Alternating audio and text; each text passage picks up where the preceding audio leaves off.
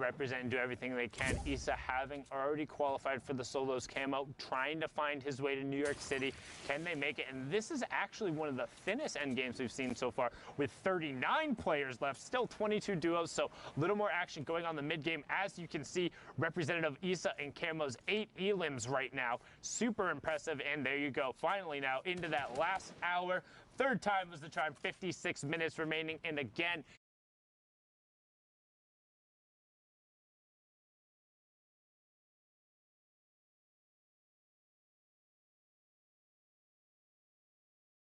seen the BES duo advance out of Oceania and the Trigger QQ duo from Vietnam take home the spot out of Asia. Which 4 will join them in Europe? And who do you got your eyes on, Shai? For me, at the moment, I think that Shaw is just playing amazingly right now. I also think that there's going to be a lot of chances for Camo and Issa to pop off as well. They've been up and down in the leaderboards at the moment, but as we can see over here, these high elim games, if you get 1 or 2 pop-offs, you're right back into the running. There is only an hour left, but everyone's already experienced in playing their 10 games, knowing that, hey, if we're behind 2 or 3 games, we can play a little bit up with those big placement types of games later on. So hopefully these guys and their game plans work out. We'll see what's up right now. A little bit of a sneaky game coming in, a 4-gun loadout, which we don't see too much from Issa, with combats, ARs, drum guns, a very AR heavy medium ammo loadout. Low people as well on mid at the moment. A lot of calmness. When there's not too many people in the server, you have these stalemate moments where a lot of people get to have a lot of information. Now this is good for 2 reasons. One, the people who are boxing up know a lot of things about one another, but the bad part about it is that if everyone has information on everyone, there's so many more sight lines that get abused and used for eliminations left and right around the whole map. Yeah, it's much harder to manufacture eliminations in this circumstance because everyone is used to playing. And it's kind of nuts that we've gotten to the point in Fortnite where 39 people in a 5th circle is like, oh yeah, you know, that's not that dense. You know, it's fine. You got some room to move around and work with. But like, normally the reason people say play for late is because when you get so chaotic, if you are deliberate and you're able to get your rotation down, you will get opportunities to pick off other players. And you can see there just how aggressive these guys have been. 1,102 damage above the Storm Surge threshold. Again, that will turn off once we get down to below 30 players. As you see the launch pad come out, no bonks there. Thought about challenging for height instead. Gonna go far side of the zone and box up and turn. Camo now missing his partner, actually. They finally get together once again. He's going to be boxing up, waiting for any elims to happen. These guys have 8 elims together in total. Heavy Snipe coming into onto the box as well in front of him. No follow-up, though, as it's not possible. These guys are on split layers, although that's very good for sight lines and different vantage points. Sometimes the synchronization can get desynchronized when you're not together with your duo partner. Stay with your buddy. Particularly, it's week 10. Come on. Like, how many times, like, unless your name is Mongrel, like, trying to just 1v2 the rest of the lobby generally hasn't worked out for a lot of players. And right now, Issa and Camo recognizing that, getting back together, still on 8 elims, and now they're going to try and kind of level out the loadout. Interesting to see him dropping the heavy sniper in favor of still running the double AR, but I'm Trash living up to his name there as Issa just blasts him with the combat shotgun. Can't poke there, can't challenge against one of the best players out of Europe. Gets the conversion over, and we're closing in on that top 15. Very, very smooth build over there to get right back up to his partner. But no, these guys are split now. Issa going on for a 1v1. Camo getting a nice low tier or low ground lockdown on his enemy. Max going down on 60 hertz. You got to up those hertz, but you got to see these people coming. Camo moving around. Issa popping off on his lair as well. These guys are owning the whole server, making sure everything's getting shredded down on numbers. Ash going down as well. The finish is coming out. These guys have collectively done so much damage. Drop-offs. It's chaos. Mods going down. What's happening over here, Sunday? 15 elims now. He just ran up to 15 elims, and notice how he's constantly checking his side. Can make it 16. Zaito goes down as well. Who says you need a teammate? He says, Mongrel who? My name is Ghost Issa, and I'm here to make a play. Camo's in a box. What's in a box? It's the Ghost duo. They want to make it to New York City. They want to go together. One isn't enough as we're closing in on the top 10. 38 points so far. 17 elims. They're already on 22 points just from this match, but they will not stop yet. There's still chaos going on. Pushes forward. Jexy goes down. Trap gets armed right next to him, and they're into the top 10. Isa picks up another one on the high ground. They're on 19 now. He needs to circle back around and find the zone, and he finally does. Narshni goes down. Delay goes down. Top Boy goes down. Closing in on top 5, and he finds it. Jinsen goes down as well. 6 left. Are their health bars working? They haven't taken any damage that's significant at all. Still both alive on separate. They're playing solos. Guys, you queued up for the wrong mode. What's going on? It's 9 circle, 8 people alive, both on separate layers. Still 3 stinks available for pressure, doing their own thing. Back-to-back intensive goes down. The workout's too much for him. Another sting going on height to help out his buddy. Isa on low HP. Camo, finally these guys are getting put in check. Isa taking stinks. 1 HP. He goes down. Can Camo clutch up? A mini coming up. The enemy pops in with a heavy sniper. Mark bringing down their big rain, but so many eliminations.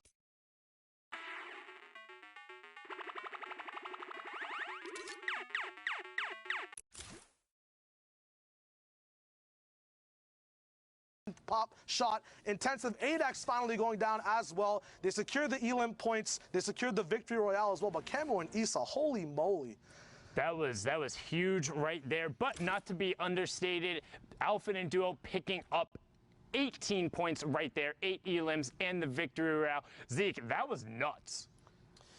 Sundown, that was absolutely insane. I mean, first of all, it's so awesome to hear Shai's voice and hear how incredible he is at casting. Let's just a great first cast. That was great beautiful. First cast, especially in that game with Isa and Camo. Controller lords, you got to think with another pop-off performance like that. Yes. They could be potentially contesting for a spot. They could be the only full controller duo to qualify for a World Cup. It is the last chance for any of that to happen. So with games like that, Zeke, this is just the start of the day, by the way. This is the first block of games. We have way more Fortnite, but for now, let's hang out with Bala. I know you've pulled some clips for us to take a look at. Let's see what you got. Yeah, I can explain. I can explain some clips here of what happened into those games. Tickle. I mean, he's by himself. He's trying to clutch up, and everything was going wrong there. He ended up being placed underneath the stairs. His heavy snipe didn't get the wall. The turbo build came in, and then even here, getting the stairs placed, this duo was going to come out on top of him, but he's able to stay composed, get the elimination, and then another situation that was unexpected. Somebody lands right behind him, and he still managed to get away, even with low HP. And when we looked at the leaderboards at the front, we saw all of these teams that were in this game. Here, Orc and Andalex on high ground. They use the chug splashes to recoup a little bit before, and Telek unfortunately gets a little antsy, jumps out, and that's going to be the end because both Andalex and Orc are looking down on top of him. Here, Osmo goes on a tear with his teammate Milan. And I mean, some of the things that they did here, this was really interesting to me because you used to run out in the storm and just tank the damage from the storm to get the loot. But in this case, he's using the chug splash to recover instantly. And then what a catch there from Osmo. We're going to look at another team here, Provoked and Imagine, who are so close to qualifying week after week, especially last week 8. Provoked actually goes down on a waterfall there as somebody makes its way there. But this shot was disgusting. He didn't even actually get that elimination. He did a 112 to him to the face, but actually Jorge, who was up on high ground towards the end, managed to nag that from him. But then Osmo taking on both Carnifex and Harmy by himself. Back on Imagine though is Osmo finally, because he doesn't have his shotgun reloaded, ends up going down. Imagine with the good attempt after we saw Provoked end up going down from fall damage, takes out Risk while in the storm, and then makes another storm play to kind of try to catch him by surprise, but it's not going to be enough. But it was so close, Zeke. This shot right here, and then look at this. He was so close. He already had his crosshair on his face, but no. Jorge is going to take the win just barely by milliseconds here, Zeke. This was so close. Man, coming down there to the wire, man. This is just what Fortnite is, right? Like, everyone's going to give it their all. Everyone wants to qualify, and that's the kind of stuff we're seeing. Let's take a look at the leaderboard to see how things are shaking out currently. I can't even read. Den Magisk, I don't know. Den Magisk? Magisk. I'm going to call him Magisk. Magisk, great. And TTV, I'm the Beast. We know you. You've been hanging out here for a while. At the top still, though, 7 games remaining. Yeah. This is pretty substantial. 3 victory royales right now, 100% win rate. Yeah. Wait, what? That is ridiculous. I mean, 62 points. This might be flipped here. Games remaining versus matches played. Possibly Benji, Fishy, and Mr. Savage. We've seen them week after week, and people are starting to, use that Fishy tag at the end of their name to get the good luck. But I mean, Wolfies and Rojo were up here earlier. They've got 57 points now. They dropped down from 1st to 4th. Skite and Vato, who are just barely, I think they got 9th place twice in a row in the duos week. So that's one of the French-speaking duos that have not yet made it. We saw the Solary guys go through before, and then some of these other guys as well. Andalex and Orc, we saw their win. And Dreda, who had the crazy performance in week 9. You guys watched it. Just unbelievable. So it's shaping up. I mean, I'm already seeing Skite and Vato. I'm starting to get excited because they start to play better as time goes on. And we just have all but time right now. It's running down, though. Yeah, for sure. I'm ready to get back into these games. Bala, if you are as well, I think we're going to send it back over to Sundown and Shy. Gentlemen, back over to you and keep the action rolling. Thank you so much, Zeke and Bala. All good, Shy, no worries. But I'm so excited. Like you said, we saw so many of those guys up on that top board. It's so incredibly dense. 52 players in this lobby, 28 duos remaining. And again, the 4 final spots. We're coming down to it right now. That line, because the Mr. Savage and Benji Fishy duo have already qualified, would be 54 points. 51 was on the bottom. 3 points separating everyone. That's how tall you have to be to ride the ride. And Storm Surge is on again, Shy. The pressure is active in EU, and we are in pressure plant as well. The lava's hot.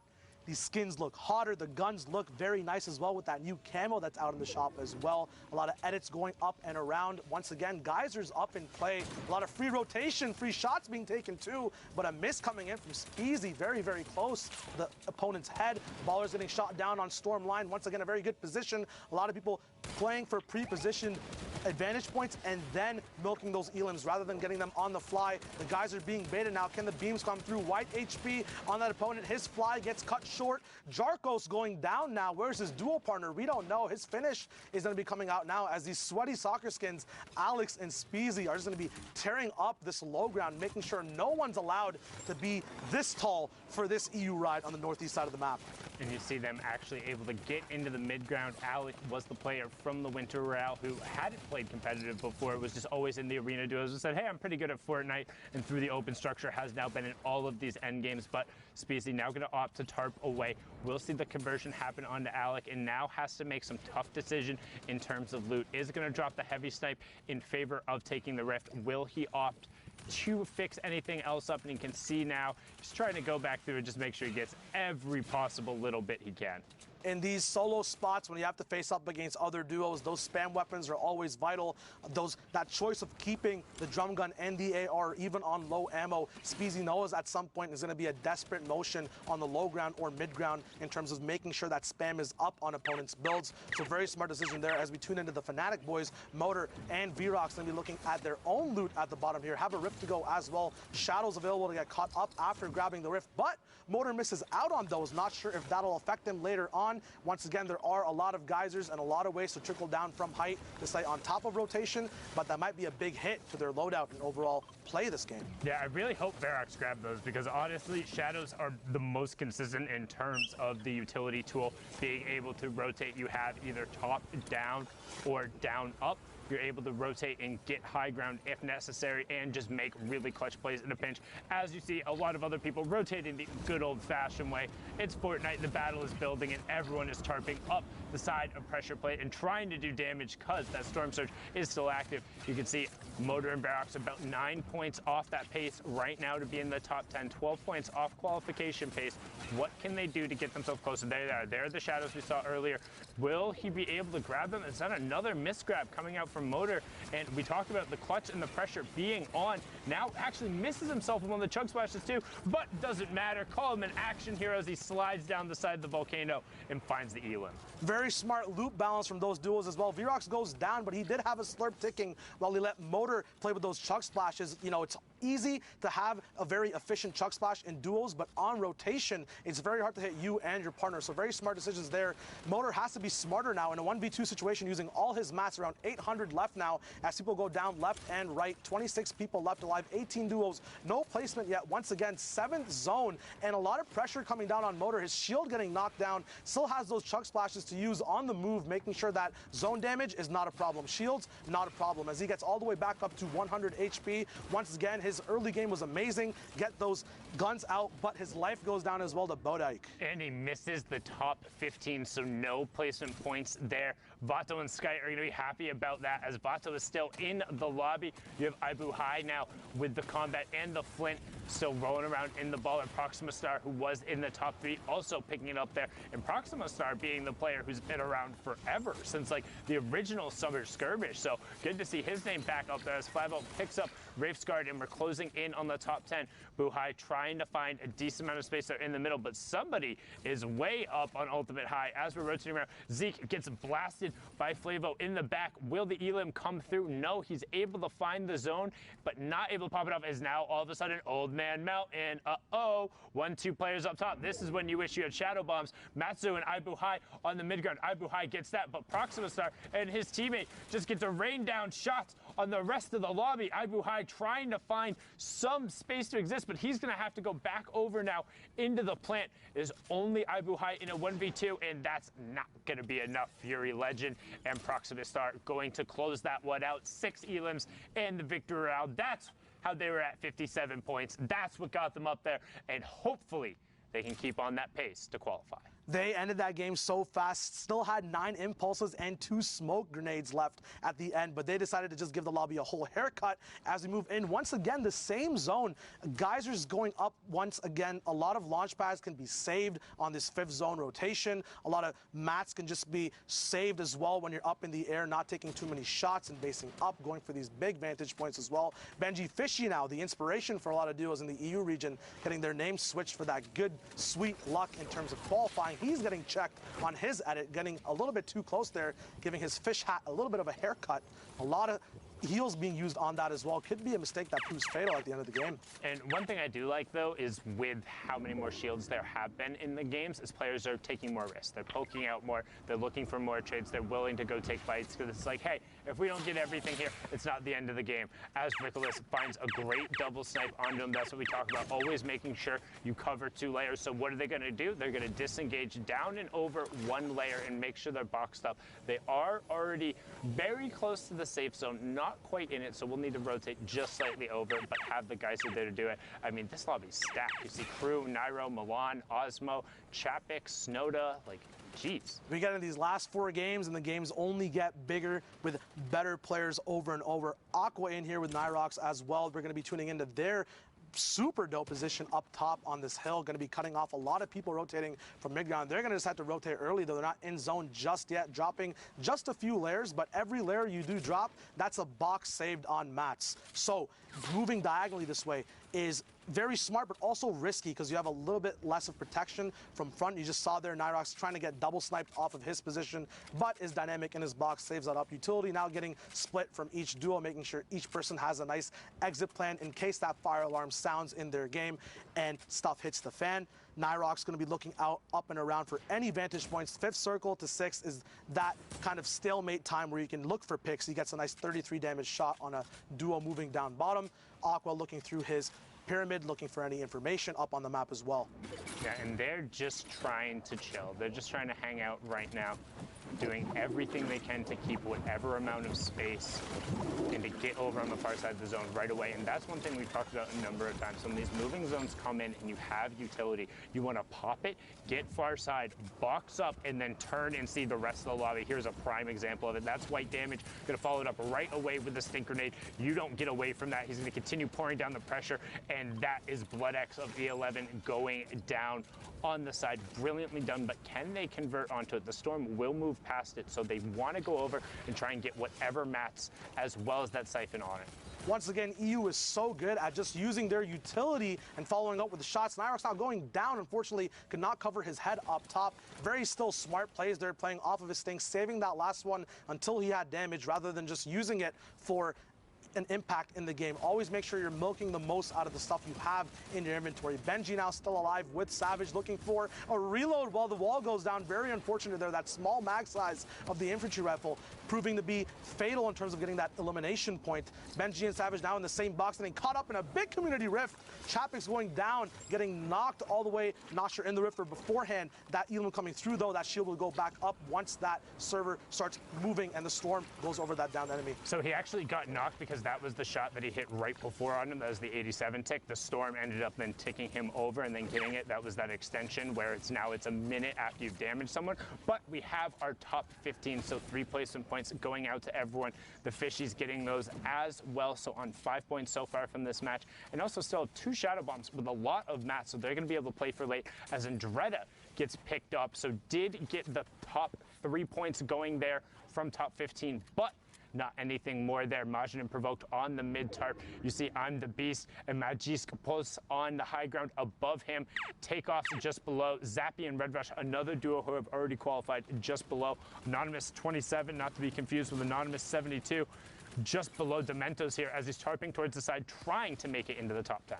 A lot of mid-ground tarps coming out now. The zone will start moving in more awkward ways. A little bit of time for Dementos at the moment to see if he can put pressure down up top or down below. Putting vertical pressure upwards as a mid-ground tarper is very, very hard. His duo is down, but does have 6 eliminations. Pay over there. These guys have 8 in total. Looks like it's going to be 9 now, unless, no, it was just a finish on Dementos. He's going to be going over on his tarp once again. But it got him into the top 10, so it's fine that it wasn't his conversion because he still gets 2 points going there from knocking that team out right as the teammate went over. Now Dementos trying to find some room. So far they have gotten 13 points from this match, but they need to pick up the pace there. We saw the top duo was on 60 plus, being up 44. Needs every possible points as 27 picks up Trox. Dementos still trying to tarp over, edits himself back in, finds an angle, but immediately gets cut off. Provoked finds the conversion onto 27, and Dementos is just gonna chill, popping that utility. And again, we've talked about it, just so many more risks and time you get there. As now he's gonna drop down and start to get to us. 1 shot, 2 shot, 3 shots. Can he find it? 4. Finally gets it after using 6 of the 10 combat shots there, but stops Provoked and gets him into the top 5. That could have end up being huge, but Pulse and I'm the Beast working top down right now. Look at the chaos on the low ground. Tohaj being picked up by Benji Fishy and Evade ADDZ adds, closing him out there. Another player who has played in the skirmishes before. Beast trying to find whatever space he can. Dementos blowing up. Adds there as now it's a 1v2. Dementos in the bottom right. I'm the Beast in the top right with his partner, Magi's Post. And there for the high ground, Dementos goes. Launch pad straight up. Max glide height comes in. Can he build it away? Magis pops him off. Dementos tried to get back in the zone, but Magic Pulse brilliantly done, so well executed. And that is why they're on the top, sitting up there currently with the 62 points. What a close match going right down to the wire. 1 more shot is all he needed there, but it was not possible to not connect. The duo does hold it down. Once again, this pattern, very, very smart solo play there, making sure he can pick up all the eliminations before the game ends, even though it's a 1v2 spot right here. Now we got Nauka and MXR, who are both chilling in their big base. Looks like next to Stormline as well, one of the best positions you can be in. Very, very nice loadout there for them as well. They've got their long-range beam, the follow-up with the drum as well, and that crucial combat shotgun, which did get nerfed a little bit on this patch, but is still the fire rate and that swap delay coming off allows you to make so many cool plays. They both are sitting on 0 eliminations at the moment, so they must make this effort to catch up near the end of the game.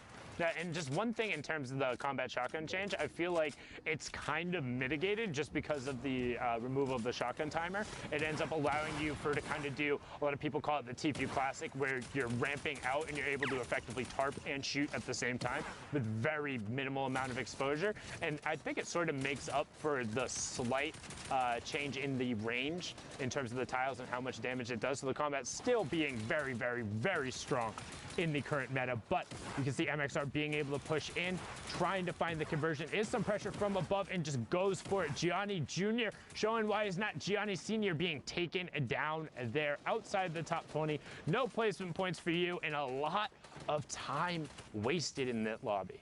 just a dope reaction there to look up and then look straight up or straight ahead of himself. MXR just carrying that fight right there. Yuntos and Ryu now getting focused by the whole server. Very unfortunate when this happens. Stinks coming down as well, so that's going to be a very, very hard situation to get out of. Ryu now going down. Heiko getting his third elimination, putting him and Ono Kill together on the same or on 4 eliminations there, making sure their points get counted up. 35 points total at the moment. That placement point's going to be coming in 4 more duos coming down. 35 people left alive, so that zone surge will also be an option as well. Yeah, and that was a high-value stink. And that's one thing you talk about, you know, it feels really unfortunate when you're getting focused by the whole server, but the reason you're getting focused by the whole server is because you're in an obvious 1x1 that was just rebuilt without priority on the next zone. If everyone is going to focus you, it's much easier to just pile in. You can hear the Rift go off left eye, trying to hit it, trying to do everything he can. Will end up finding it there. Storm Surge is active as we have 18 duos left and 34 players, so pretty much everyone has a buddy with them. And then, yeah, absolutely. This is going to be a stacked team-based endgame at the moment. A lot of 4-gun loadouts also coming in together right now. Dan Zizzle going down on Shadow Nades. A lot of multiple high ground tarps. A lot of them go down. Cazorla is going to be up top. 1 Shadow Nade left on Heiko at the moment. Andre going down from Cazorla's high ground pick. He gets finished off. Heiko gets that big reward off of it. The mats, the utility, campfires as well for the end game. Pickaxe is coming full swing, making sure every wall is theirs before they set on the next move. Not quite in zone yet, but that tunnel will be very, very proficient. We're talking about those combat changes as well before. That also changes the range of engagement, as now we have more ARs. The style of the game and how it actually flows as more people are basing up to shoot rather than shooting on the fly if they're not going to be able to box fight, changes the way people move around the map as well. And it kind of has given a little bit of a resurgence, what we've seen so far, to the drum gun. It allows the drum gun to have a little bit more of that mid-range feel to it, to where it is going to out-prioritize the combat shotgun, whereas before the drum gun very much so got forced out in terms of effectiveness as we hit our top 15, so 3 points going over from everyone, because why run a drum gun when you can have an FSA rifle and then the combat? But now there really is kind of a space that's between, like, it's closer to like 4 to 9 tiles where the drum gun just shreds. And even now you can see, boom, tack AR, turn about face, 2 elims right there for Johnny Boy and Cazorla.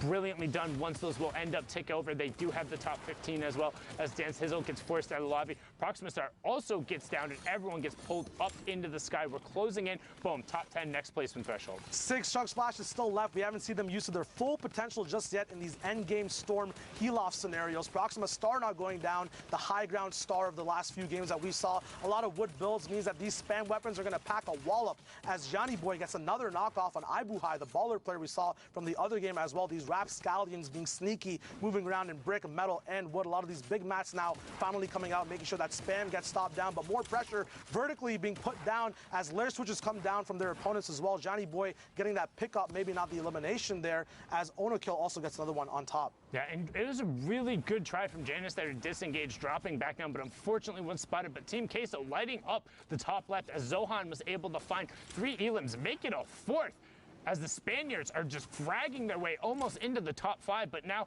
Cazorla doing everything he can on the side of the zone. Johnny Boy is still up as well. Great 130 shot in the immediate replace. Kind of upset he didn't try and follow it up right away, but he does. That was Fury Legend. Proxima Stars duo is going to get taken out and outside of the top 5, so that's 2 points is leaving down there. 1 chug splash is tossed out there as we're closing in. 9 players left, 6 duos remaining, Shy. Yayas has all the pressure on him now to get that last placement spot. He is low on HP, but it is kind of free for that. Once again, it goes through 4 duels left now. MXR still alive. His dual partner as well is going to be a big fight on the low ground, and 1 person confirming things from the high ground. Low ground, though, we do have almost 11 chunk splashes available as these boxes get bursted into. Ono Kill going down to MXR. Another quick flick. Yayas going down. He tried to come off from high ground. Maybe he ran out of mats, but nothing worked out for him there. A 4-gun loadout. That heavy sniper still being available. Priority reload on it as well. 3 duos left. Looks like Nauka is down at the moment. MXR moving up on the highest priority ground right now. There might be someone higher than him actually at the moment. Heiko and Johnny Boy on the bottom as well with Cazorla. We'll see what they can do. MXR is going to be controlling this fight at the moment. Heiko, these chunk splashes coming down from Johnny Boy and Cazorla. They have so many to use amongst themselves. They're finally going to run out. They're going to be a little bit late on the storm. Heiko going down. Johnny Boy and Cazorla are going to be fighting it out against each other as well. MXR is going to be pressured from the top. Johnny Boy goes down. Cazorla now has to avenge his dual partner and see what can be be done here. Both people taking storm kicks. MXR coming down, but the heavy sniper is not enough as Cazorla wins that game out all the way, tarping in from that low ground position, making sure he pops off at the right moment, making the best decisions possible, clutching out that game for his duo partner. It was all about the chug splashes. You called it early, but he hung out on the low ground, and even though he got the siphon, EMXR was not able to close out the match just because he held zone, had the chug splashes, and had everything he needed. And that's something, again, a new mechanic. You can throw it, you can use it on your teammate, but because it's instantaneous HP, it changes what has now kind of been something that's been really solid in the meta for a long time. When you get to endgame, you know, hey, like if a person has a campfire plus bandages, I can do this. Or if I take one tick, I can get a med kit out. Or hey, if I get a siphon under 50 HP, like I'm guaranteed to close this match out. But it's just not enough. And now we're going to throw it back into the studio to Zeke. Thank you guys so much, man. European action just never disappoints. Again, Sunan describing the chug splash recent edition. I think there's still more to this we haven't seen. I think players are still kind of developing strategies with it, and I want to see how they continue to improve upon using that splash. Now, of course, guys, before we go to break, let's take a look at the standings together. Let's get a sense of where things are, because we're moving into this final block of games. Right now, as it stands, the Lestream duo of Skite and Vato are sitting in that #1 spot. Now, you have talked about this, all right? You said these guys have been edged out several times, and the most recent time was to the Solary entire squad. Yep. You got to think they want revenge, right? They want in. Yeah, in week 6, it was Hunter, Kinstar, and Erwaxanikov. And then in week 8, it was, of course, Hunter and Kinstar again. Yep. But, I mean, 2 duos weeks in a row, they got 9th place. Finally, Skite had some success in week 9 in the solos, so it seems that that success is carrying through here. They have 3 games remaining, 65 points, and this is just awesome there. Of course, we look down the list as well. Y and TJ, they've been through, the entire 10 weeks. We've been following slightly. They're almost pushing up there, and of course, Y had some pop-off performances beforehand the World Cup even started, and then we watch Magisk and I'm the Beast. Their performance there, we haven't seen too much of a movement here yet in that score, right? 62 points is where we left them off in that game, and they're still obviously probably playing. We'll see if that updates, if they move back into that first place. And then moving down the list, basically, so we have Wolfies and Rojo, they keep moving down and slowly going down. So there is 4 spots up for grabs. And something that's different, though, no Stompy and Shinken, no Benji Fishy and Mr. Savage. They're down here right now, but they're not taking up these spots. So it is the top 4 that are going to be going through. And since queues are about to close, we're about to start getting into those final matches. This is looking like these guys right now are punching their ticket. Well, what's scary, too, is striking distance from 10 to first is only 7 points. It's only 7 points. A straight-up Victorial is going to get you that 10-point threshold. If one elimination along the way, from 10th, you're jumping into contest #1. So we'll have to see how things unfold. But for now, Fortnite fam, we are going to go to a short break, get up, stretch legs, come right back, though, because we have more Fortnite action after this. Let's slide out to the lobby. Let's slide out to the lobby. Let's slide out to the lobby to get your spots and nugs. Burgers from dirt to munch. Tacos Royale with brunch. Red Juicy's a tasty treat for Lil Whip, Peely, and Pizza.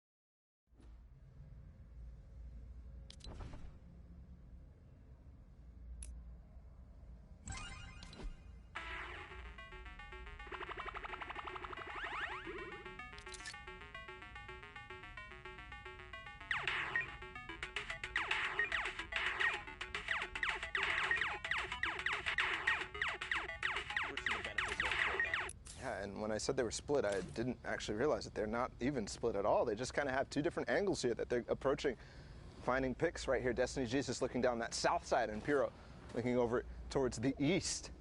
And finding those eliminations, not only does he have those, but he's feeling comfortable because he's finding those picks, getting the siphon, all that. They're getting themselves healthy, but he has 2 Rip-to-Gos as well in the inventory as Carnage is to go for heavy snipe. Oh, that is why you kind of need to make sure that you're not going into these situations, these end games, with low white HP, with low health, because if you don't have any bandages or anything like that, you're not going to be able to recover that without siphon, right? And if somebody is carrying, by chance, some stink bombs, and they realize, hey, I can go ahead and throw this on this box and get 2 people ticking down at the same time, that's value from that stink bomb, and also finding an elimination because he was low, too low to even survive even a tick from it. And I mean, they made it very known that what they were trying to do, right? The first heavy snipe came in and blew the wall out. At that point, you got to just build a wall, re-edit your ramp, and then just like move a 1x1 space back, right? A grid space back, because you know what they're trying to do, and you've got to expect. I did not expect that. Another stinker here, and this is what I'm talking about, right? You already see the players trying to get away from the stink bomb there, but in a similar fashion, you got to be ready. You got to think, what could they have at their disposal? They're trying to pressure us right now, especially this position. We've got to be ready for a stink to come in. But right now, Carnage is going to look to reposition. Pretty good spot right now on this far side of the circle. Now we're just waiting. Heavy snipe comes in, the tree's in the way though, and I don't think there's a player directly in this box. He might have thought, because the tree was in the way, that they were hiding behind. Yeah, exactly. When the sound is there, you kind of hear the sound cues, you know that there's something coming, but regardless, there's the player. He comes in from the side. They both edit into the same box from different walls, and that's going to be the end of probably both of those duos, unfortunately, because they're fighting right on the edge of zone and with walls ahead of them as well. They're not going to be able to make their way out that easily, and a lot of players are going to realize exactly what's going on. But look how high Vapors and Yuto are right now, and we're already down to 12 teams in this game, Zeke. I mean, they've got the builds, they've got a flint knock, they've got a chug splash, just a single one if they need to get crazy. They dropped out in the box, the first shot misses, 125.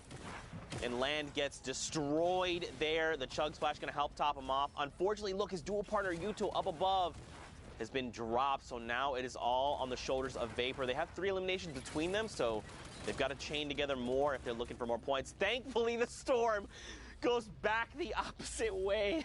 And look who actually took high ground from them. It's Destiny's Jesus and Piro, who we saw in with before, and he still has that GL that he's been using, the grenade launcher from range, finding himself one before, and actually going to find another Rift-to-Go. Not going to be that useful right now, but that GL is going to be, because they are having a free roam range right here up on top. They can throw this GL down in so many different cracks. And did he get it in that wall? Yes, but it's not going to find any damage. Actually, somebody fighting for height right now, but with those build fight tactics that he's been working on, he's gonna go ahead and crank right back up and not let him take it, but in this case, does end up taking it. The chug splash coming in. Ooh, a rift play. This is kind of an all or nothing. They might land on Alpha and Blaster right here. No, they're gonna go ahead and scoop back out of the zone, but no, Piro lands, and Destiny's Jesus didn't, so a little bit of miscommunication right here. Is Destiny's Jesus going to be able to maybe knock this out? Because I know Piro has something. He does find Blaster, so is he gonna actually take this team on head-to-head right now and possibly put themselves in position to win this game? Destiny's Jesus making his way right back up, and this fight is for all the marbles. The spam coming in from below,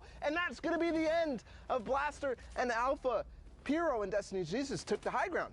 This is so huge. All he had to do was buy the time for the siphon to come through, and that's exactly what he did. Look, Alpha dropped all the way down. He was like, look, you know what? That entire fight is lost. And now Destiny's Jesus and Piro can rejoin. Down below, Pablo is going toe-to-toe with Alpha. And look at this, Suicide Mark as well. He gets traded out. And now Pablo is in a 1v2. I think actually Destiny Jesus just knocked a few GLs down there, but he falls to his elimination right there. He gets knocked, and right now Piro's making the slow climb down. It's now a 1v1 as Alpha goes down, but Piro takes out Vapor, and the Victory Royale puts them at 63 points to win that game. Man, so don't forget, we've seen quite a bit of points. They very well could be contesting for top 5 right now, and that would be absolutely huge. But of course, more games, more action to tune into. We're over by Tomato Temple. Look at it. All hail your tomato overlords. Well, right now. Just a recap of where we're talking about in terms of standings. You said that the highest points that we saw was what, 77? 77. So that's the highest we've seen so Destiny far. Jesus Imperial at 63 or maybe 64, depending on how that updates with that last elimination. They could be pushing up towards not necessarily qualification range just yet, but another one of those performances, and they very well could be. Remember though, the queues are closed, so that could have been the last game that we just watched there. But here's Rennick takes out Mitro, and his teammate Vermax is already down, so Mitro himself did not have his dual partner Mongrel, but we already know their prowess. They've, you know, it seems as if they've qualified multiple times for duos already, Mitro and Mongrel, so they're not worried about that. Obviously not getting a chunk of that $2 million that's spread across all the regions. But again, talking about the scores and the standings, right now you can see Frenzy and Ads are already kind of tied with that last team that we saw. Yep. So possibly and if I push remember, up through this game. If I remember, it was Stomping Toshinkin, right, that had 77. If I remember correctly, it's honestly there's been so much action. If that's an assumption that we're trying to make, I think we can go ahead and make that comfortably. I think what I was also going to say in regards to that is that don't forget they've already qualified, right? So even if they're sitting at that #1 spot, that shifts the entire standings down. All right, so not 1 through 4th that are going through, but instead 2 through 5th will be going through. But right now. And that's a story in and of itself. Yeah. Stompy and Shinken, they have done it every single duos dude. week. They have done it every single duos week. They have not missed a beat on making sure they're up in the top spots every single weekend. Man, to get and be able to like get that kind of practice, right, and to keep doing it. One thing would be like, we qualified, we hit, the very next week we hit first, all right, then we've hit at least like maybe top 10. But no, these guys are hitting top 3 the value back to back. Stink bombs right now, Zeke. I think he's going to get both from this last one. I think this is going to do it. I think his HP is going to be gone, but no, not throwing it all the way ahead, but he's going to find the AR shots regardless. So Ghosty and Jamif falling to, he actually still has 2 more stink bombs right here. That's crazy. And don't forget, these get more valuable as the circle closes, right? Because remember, this is the space of, or I guess the stink cloud is a little bit bigger than a 1x1. So as that circle continues to close, you can really be putting some people in really tough spots, especially when you're basically just saying, the entire play space you're in right now, boom, I have dealt it, you're smelling it. Classic Zekeism right there. He always gets the last laugh.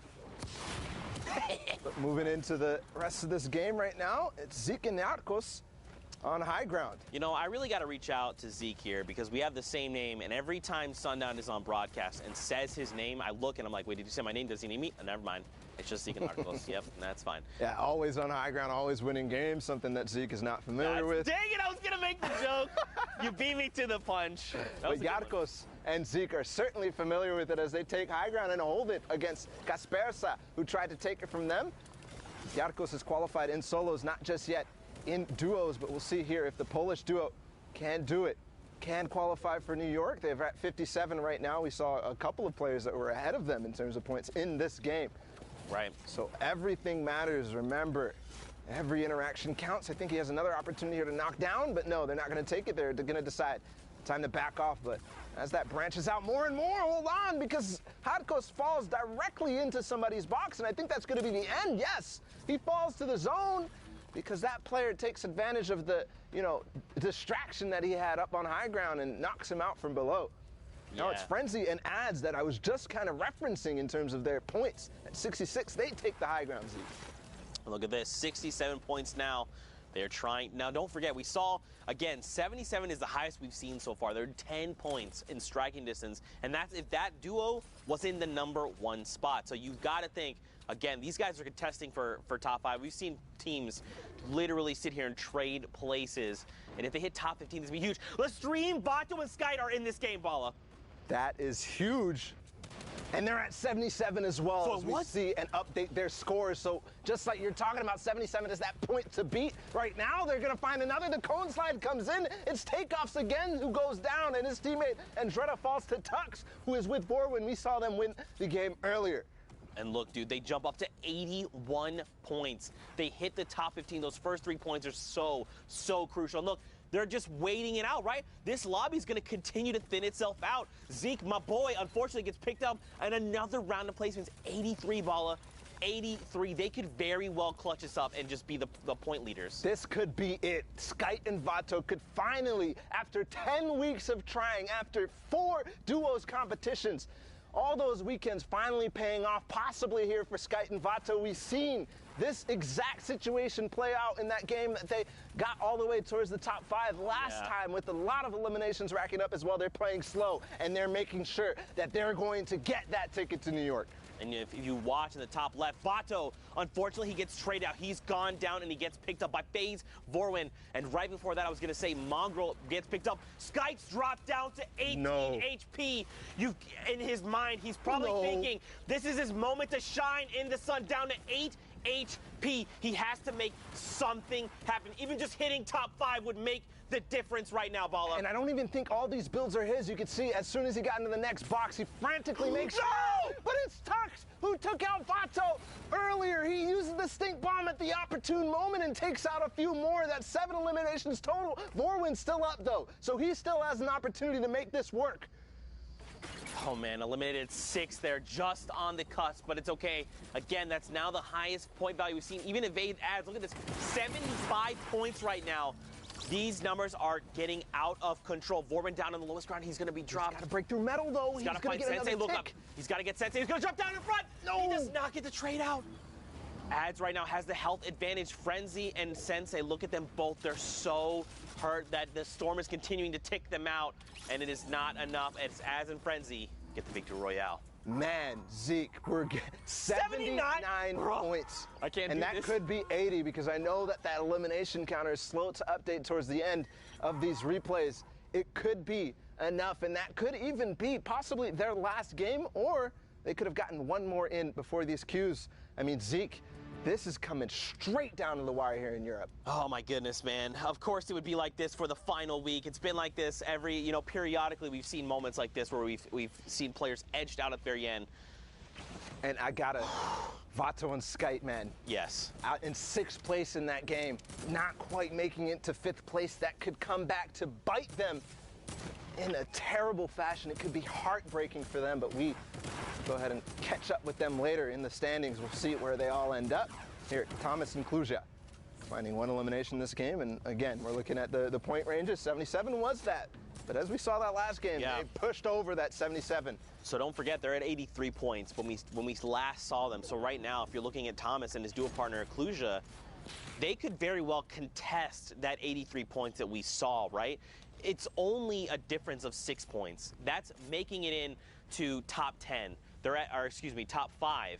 With a few eliminations sprinkled in there, man, I do not want to see Skite and Vato get edged out again. They've come so close so many times. This has got to be their week, and you've got to think they're thinking the same thing, right? They're like, it's all come down. We've put everything on the line. We're playing our hearts out. This is our week to qualify. Just keep your head up and keep positive. And let's not forget about Tux and Vorwin there in that last game as well. Contesting with Skite and Vato, actually taking them out. Right. First, Vato ends up getting split, and Tux takes advantage of that. And then the stink bomb coming in at the perfect moment. Skite not having any white heels. We talked about it earlier. So ending up edging them into that top 5 and finding some eliminations on the way, too. Probably kicking themselves, thinking if we had made that top 5, it would have just helped ensure that our placements were very high. But right now, the current game, Brolof here and his duo partner Artemis Swede, they're in top 15. Don't forget that first round of placement points is great, but they're at the 39 threshold. They've got to make more happen. And don't forget Thomas and Kluja, they're sitting on 77 if I remember correctly. The question would be, who else is in this lobby? What other big names can we scout out? It's not just big names, but anybody who's up at the top of the leaderboards right now, because as far as I'm concerned, Thomas and Kluja are the subjects of this game as far as we've seen so far. Obviously, everybody else getting the action. Berloof here, we've already seen them pick up 1. They picked up another knock. Are they going to be able to find the elimination here? And they're holding them in zone. They're going to actually probably get this. Definitely the knock is going to be confirmed. Oh, he should have just taken the shots with the AR. He's going to get blue damage numbers over. Here we go. Isla there gets picked up, but oh, man, this is coming down to the wire. This 14 number hasn't quite changed. Top 10 is the next threshold. Well, they get knocked out. Oh, they're coming down. They got to start building down. Did they drop? Probably just a little bit of damage there, or, started using the glider redeploys. Yes, the rift comes out, actually, for Berloof, but I don't think he took his teammate Sweet with him, no. You see only a little bit of white HP missing, so probably maybe used a Shadow Bomb or maybe a Flint Knock or something to save himself from taking the damage, but was on high ground. He's looking to see, maybe I'm going to make a play right now. No, he's going to decide, I want to join my teammate, and Sweet has a perfect hold for him as he edits him down through it. It's Thomas and Kluja on high ground, by the way. Yeah, this is a game, they need to close this game out, right? Like, yes. We know for a fact, 83, again, in case you just tuned in, that was the highest threshold we've seen for points. Kluja and Thomas, they were at 77 not that long ago. They're about to hit top 10, which is another round of placement points on top of any eliminations they've picked up along the way.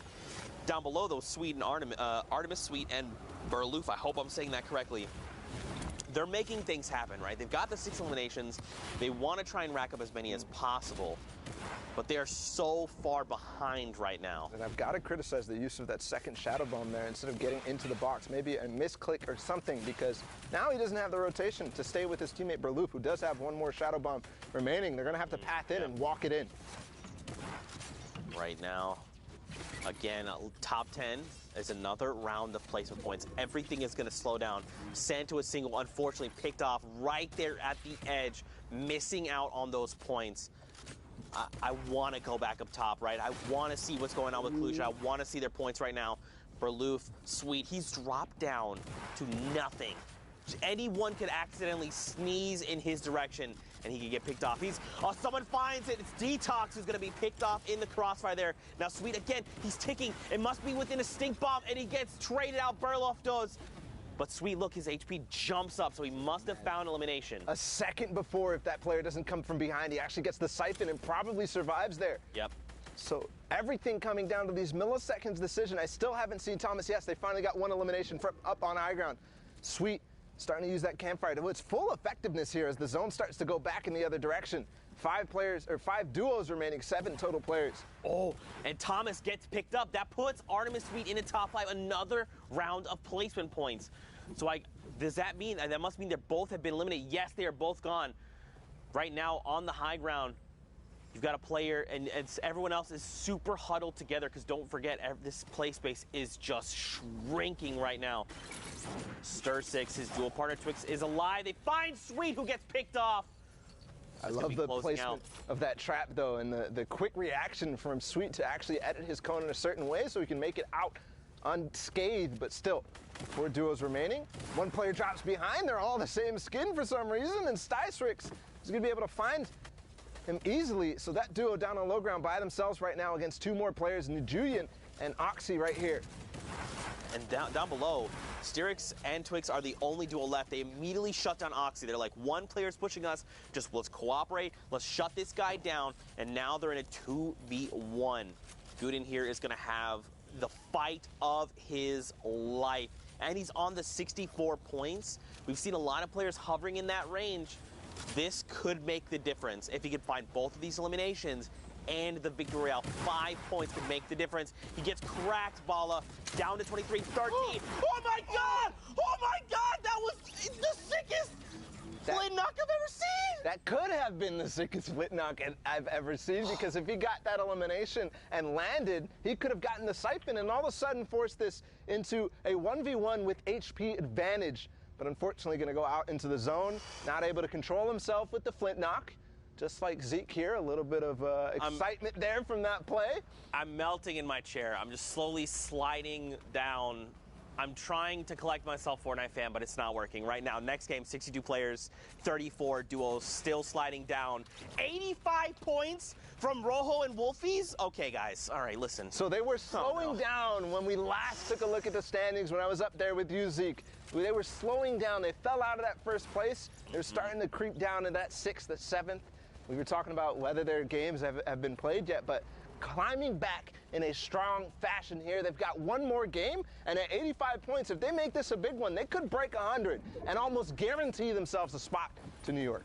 They have shifted gears, shifted mindset, and have said, we need to punch our tickets. We need to be on the stage of the World Cup Finals in New York City right now. They've got 3 eliminations between them. Don't forget, top 15 is the round of placement points. They are halfway there. They've got to play this smart. They've got to find these few eliminations, like this 1 player roaming around. Oh my God! Elite gets picked off, another elimination heading their way. And look at this, they're just looking to confirm eliminations, beam players as they can while being as safe as possible, because look at all the resources they've got available to them. Shadow bombs, chug splashes, the combat minis, they've got it all. They're looking to make this, Bala. It's kind of crazy. I actually thought that he had an infantry rifle in his hands, but no, it's actually a heavy AR, which you don't see used too often anymore because of the effectiveness of that infantry rifle at long range. But you can't, you got to take what you get, and maybe he even prefers the heavy AR, because it does have, you know, a bigger clip in it.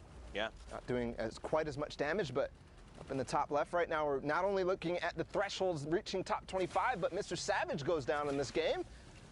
Not too consequential because he's already qualified for New York, but that's another hint that they're probably not going to be making it up there and taking those top 4 spots.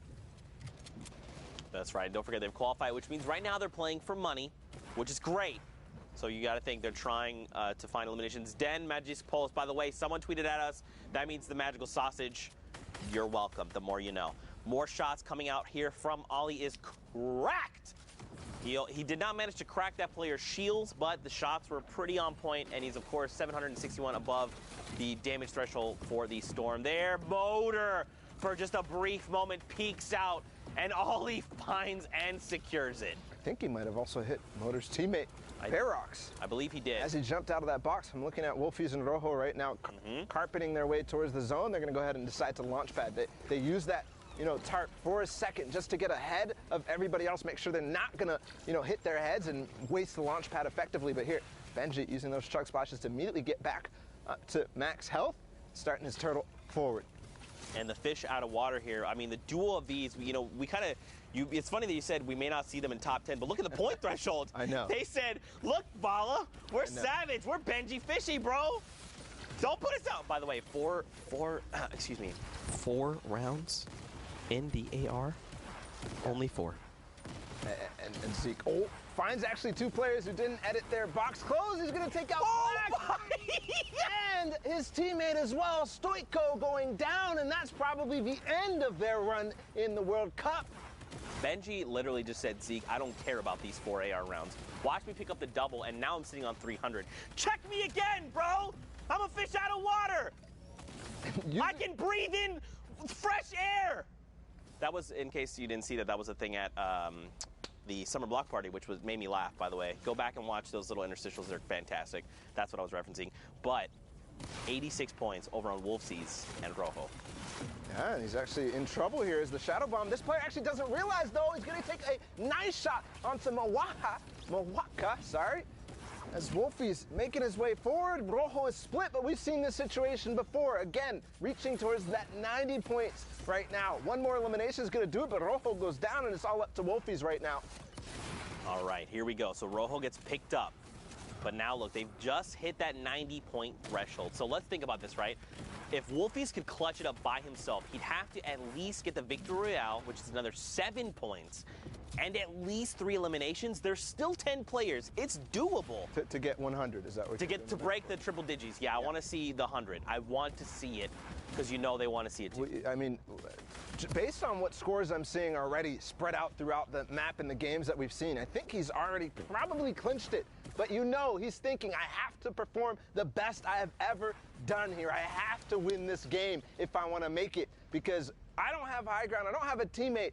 I've got to do everything. I've got to take all this responsibility on my shoulder, all the pressure from all 10 weeks, and do it right now, Zeke. That's right. And you got to think they're probably saying, like, just imagine this was you on the stage of the World Cup Finals, right? Imagine you're in that moment.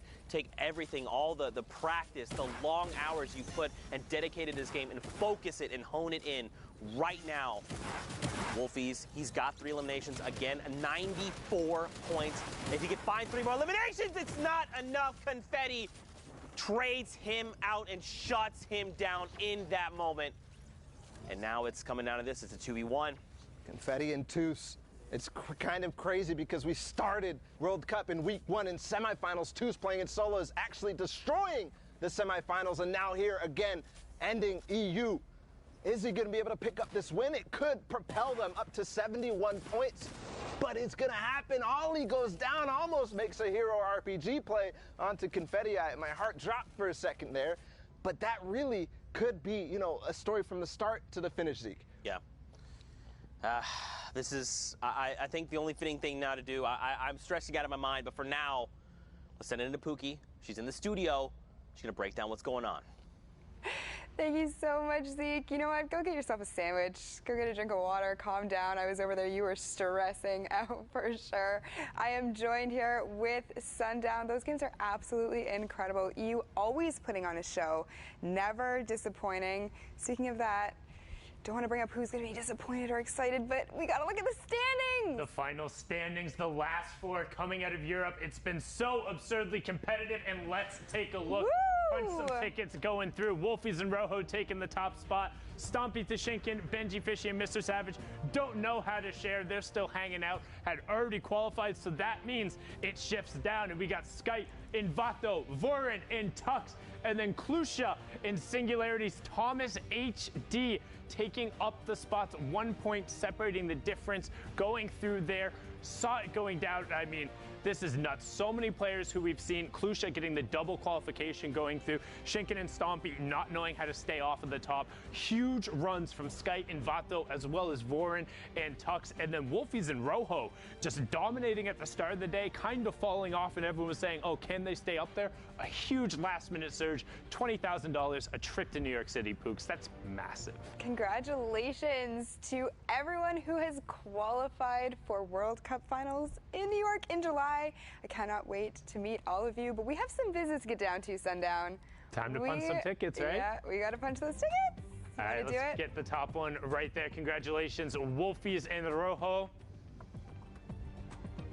We got Skype and Vado coming out of the stream. Am I doing this one? Yeah, you can get that one as well. Split it up 2 and 2, and then get Vorin and Tux. Such a great job from Tux there. We saw a number of his plays. Vorin as well clutching up in the end, and then rounding it out. Klusha, by the way, in Singularity. Thomas HD. Congratulations, all of you played so incredibly well. It was a great day to round it out. But again, hey, first of all, to even get to Sunday in Europe, it took 67 points in a victory royale.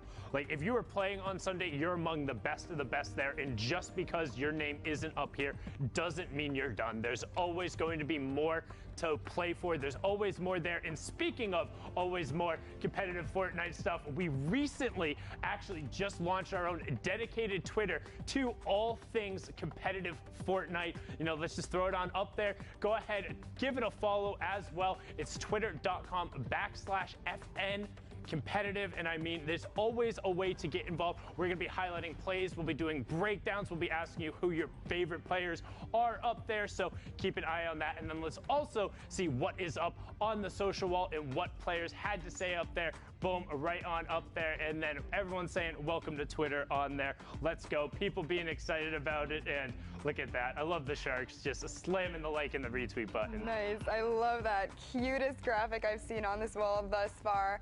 Can we just talk about Evade Orange's tweet for a second? The only Twitter I need. Could not have said it better myself. Well, he needs his own there to interact with it as well. That's but true. I mean, you know, potato. That is what it is. But yeah, guys, if you're not following this Twitter already, please go and give it a follow. I'm following it. I know Sundown is. Tweet to us on there. We'll be replying to stuff all day today. But you know what? I feel as though, you know, we've seen a lot of games coming out of Europe today. You know, we've seen a lot of people, you know, punch their tickets. Congratulations to everybody so far. I cannot personally wait to get into the next set of games. So before we do that, we are going to go to a quick break. Do not go anywhere, because when we come back, we'll have more Fortnite action. Let's fly down to the lobby. Let's fly down to the lobby. Let's fly down to the lobby to get your squad some numbs. Burgers from dirt to munch. Tacos Royale with brunch. Red juices, a tasty treat for Lil Whip, Peely, and Pizza Pete. Let's fly down to the lobby to get your squad some numbs. Let's fly down to the lobby to get your squad some numbs. What's up, Fortnite fam? Sundown here, and today we're going to talk about the Tactical Assault Rifle and its addition to competitive play. The tactical assault rifle is probably one of the best additions to the game. It's a long-range weapon where you could save AR ammo if you have a drum gun. Small bullet you can find everywhere, so it's a good weapon. The tactical AR is an uncommon, epic, and legendary weapon that utilizes light ammunition and has a high rate of fire. It does 22, 23, or 24 damage depending on rarity, has a pretty fast first shot accuracy timer, and a dope reloading animation. I mean, come on, just look at it. We've seen a lot of competitive players opt into using the tactical assault rifle over the course of the Fortnite World Cup online open qualifiers. So let's hear from some of the players who qualified for the finals and get their thoughts on the TAC AR's addition to the game. It's really good. Like really good. Once you get to endgame scenarios like 5th zone and beyond, it absolutely beams. It's very viable in meta right now. Everybody's been using it. I like it because you could actually sneak up on someone. It has this low sound, so it's hard to hear. It has its viability due to its first shot accuracy that can make it really strong, and the fall off damage isn't as strong as it was for the silent SMG, which got vaulted. I reckon the gun's awesome for endgame because if you've got height, that gun can really get a lot of eliminations because it's like a laser, and people endgame tend to have less HP than they would towards the early and mid game. So I think it's really strong in situations. Thanks for watching. What are your thoughts on the tactical assault rifle, and when do you like to use it? Send us your opinions using the hashtag Fortnite World Cup, and I'll see you on the battle bus, or maybe on the high ground with a TAC AR.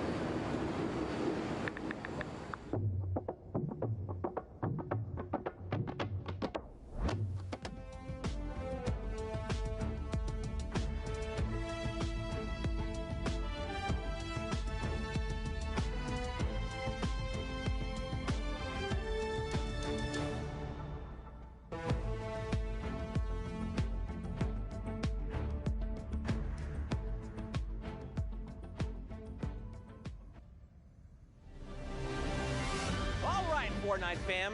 Did I beat you in rock, paper, scissors? Hashtag Fortnite World Cup. I probably did because I'm really good at it. It's the only thing I'm good at ever. But, guys, we are knee-deep in the World Cup finals. Qualifier here for duos. It has been unbelievable. The European action has not disappointed. But, of course, we're getting ready to hop into more games. Now, what we're going to do is we're going to take a look at Oceania replays because don't forget Oceania and Asia happened overnight. So we're going to also look at Asia replays as well. I guess I should have said both. And then we're going to take a live look into Brazil, see how things are going for them. I need two casters on deck. Let's get Pookie Face. Let's get Sundown. Let's get into these games.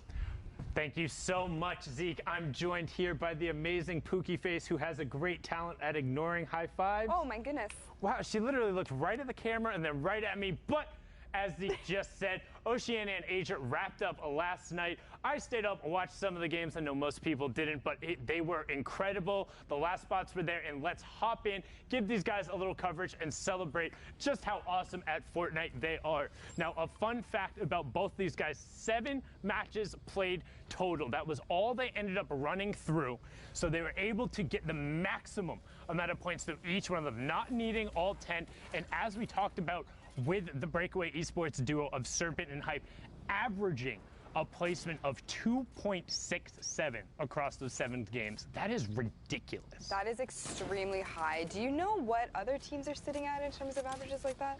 I mean, you really don't typically will see placements like that in a 10-game run.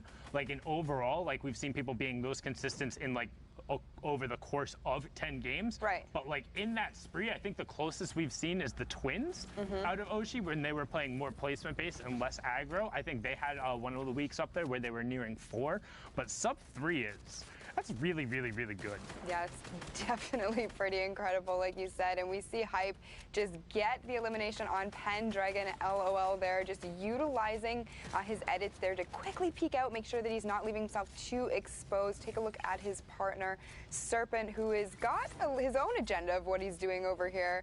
Looks like he's doing the same thing, but on the opposite side. So these guys just applying pressure all over the map.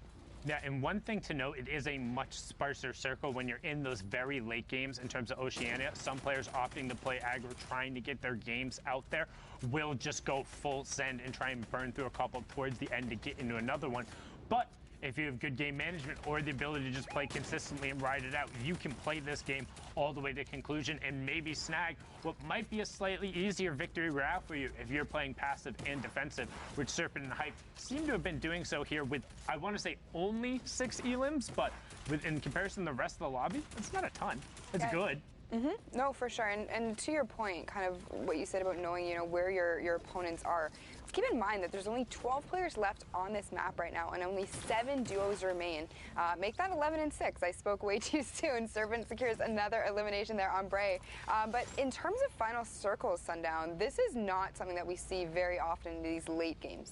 No, and it makes for interesting play because people can be more calculated, but normally you don't get as much room to operate. So now all of a sudden, Zank being in this 1-by-1 by himself, if certain Hype want to go pinch him, they absolutely will. They know this is a 2v1. They know there's no one else here, but Zank is now trying to get whatever opportunity he can to free up shots, knowing that the next elim that goes down is the top 5, and every single point matters, even if not for qualification, then for the prize money, with the prize pool being doubled in weeks 9 and 10. Yeah, and Zank making that quick decision to just use the launch pad, kind of get out of there. He saw that there were players rushing at him, decided to go up, get the high ground, which does end up working out for him because he lays down a 35 and a 71 shot on opponents down below. Breaks a baller, which is going to be bad news for that player. He isn't going to have that additional protection anymore. But he is just trying to fire shots, methodically go through and see if he can actually get any kind of knocks or eliminations here to get that siphon, because he doesn't actually have any kind of healing, and he does take out Jimmy, so that is certainly going to help him for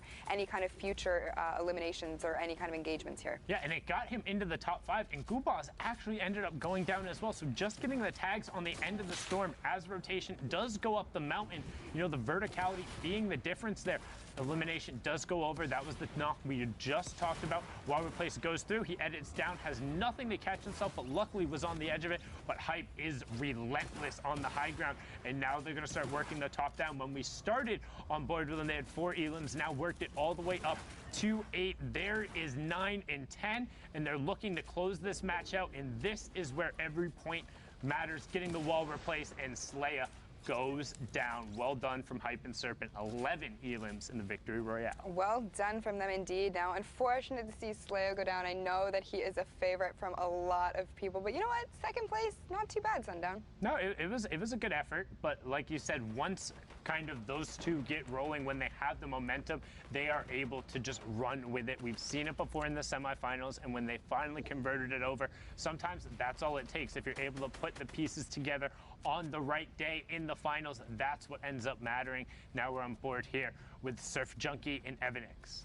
And take a look at their loadout they have right now. 2 Rift to Goes, 2 Shadow Bombs. I'd be interested to see if they've split the Shadow Bombs. Duos will typically do that, you know, give 2 and 2 so each partner has some kind of mobility in their inventory. They do only take up 1 slot and you can carry a whole bunch of them. So we've seen time and time again players utilizing those to make rotations, make sure they're safe heading into the next zone, and they are going to actually opt to Rift out there so that they can make that early rotation. They did have quite a long way to go, but they are going to look to see if they can possibly sneak on some high ground here. Yeah, the thing is there, well, it seems like it is a little bit of an early rift. If you look at the bottom right-hand corner, majority of the players were in their path in order to get to the rotation.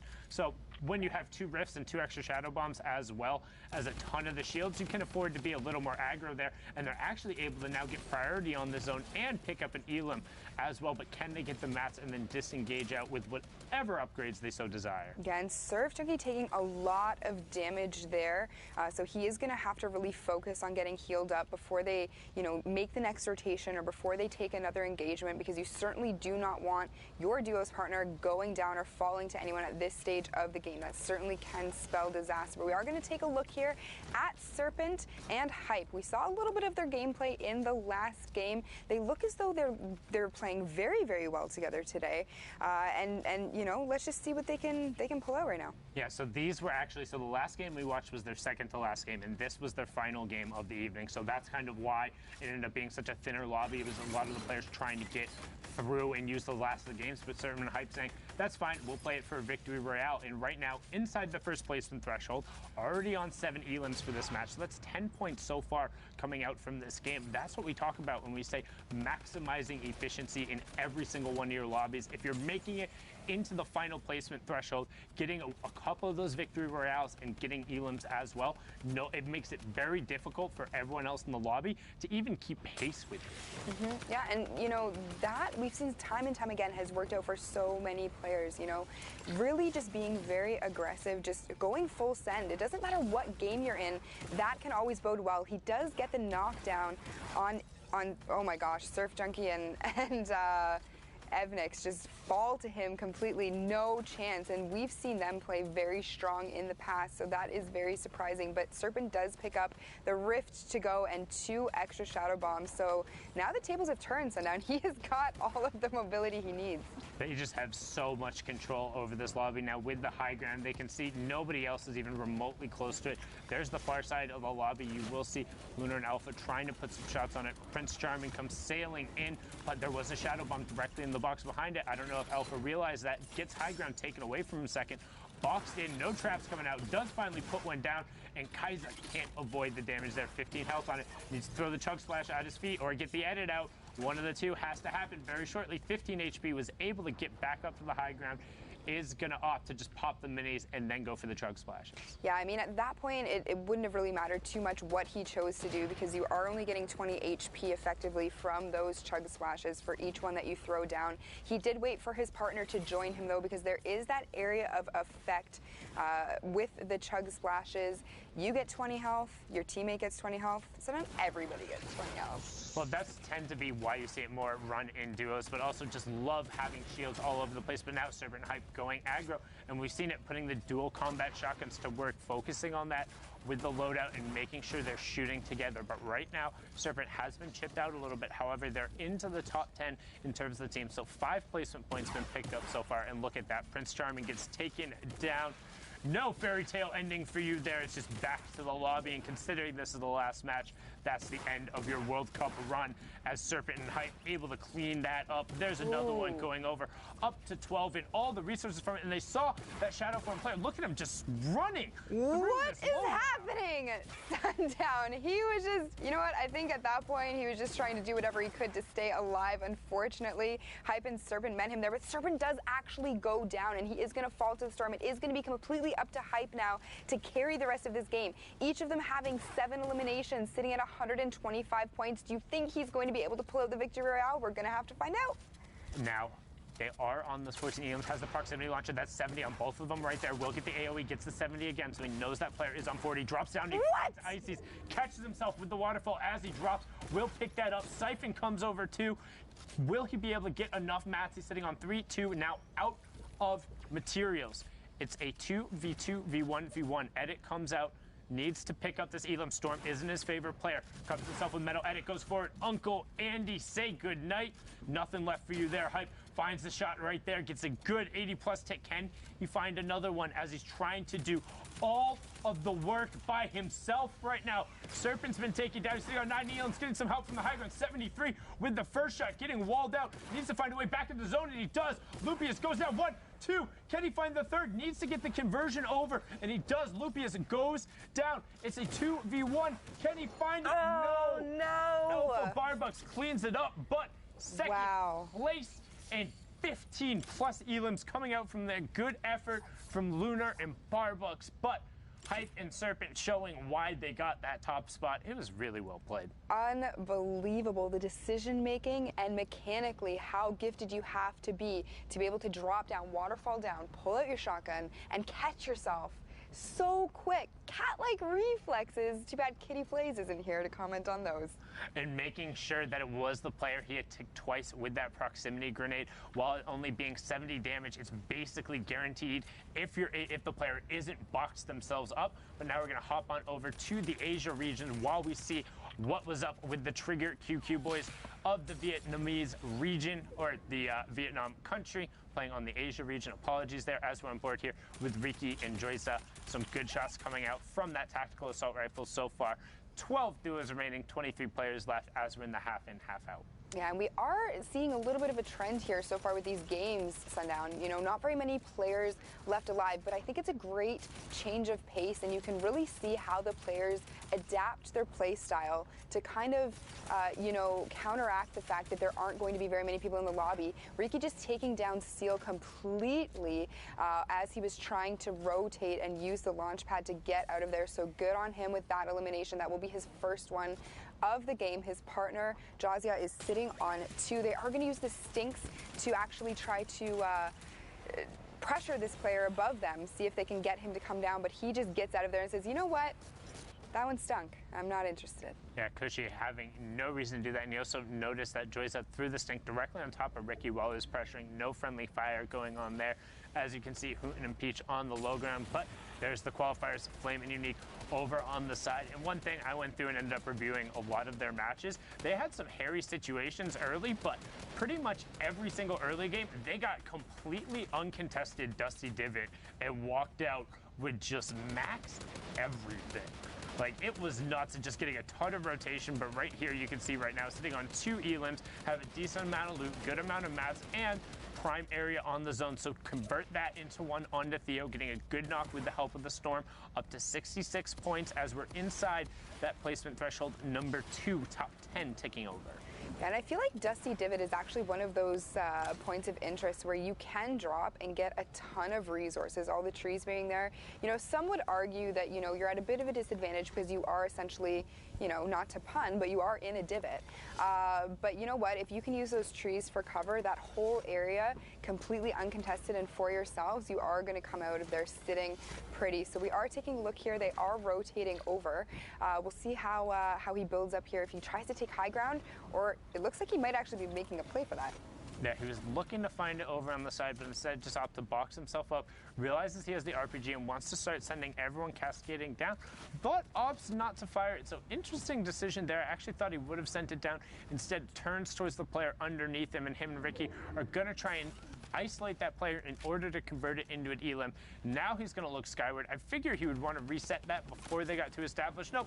Instead, he's going to say, my high ground now. Perfectly timed launch pad to get it right at that maximum deploy height. And now, all of a sudden, Joyza and Ricky on the high ground with a whole bunch of resources. And 12 rockets in their RPG. We've seen this time and time again. Explosives are extremely strong, but they are even stronger when they are raining down on players from ultimate high ground. These players do not have to worry at all about anything that is happening above or below them. They need to be looking up at Jazia and his teammate, because they are actually going to go on a little bit of a tear here. Let's see if they can get any more eliminations. They've already picked up one, but you can see him. Jazzy's ready. He's got that RPG out, Sundown. He has it out. He's trying to make sure it's loaded. Stinks continue going up. That looks like it's his teammates since he's just walking through that.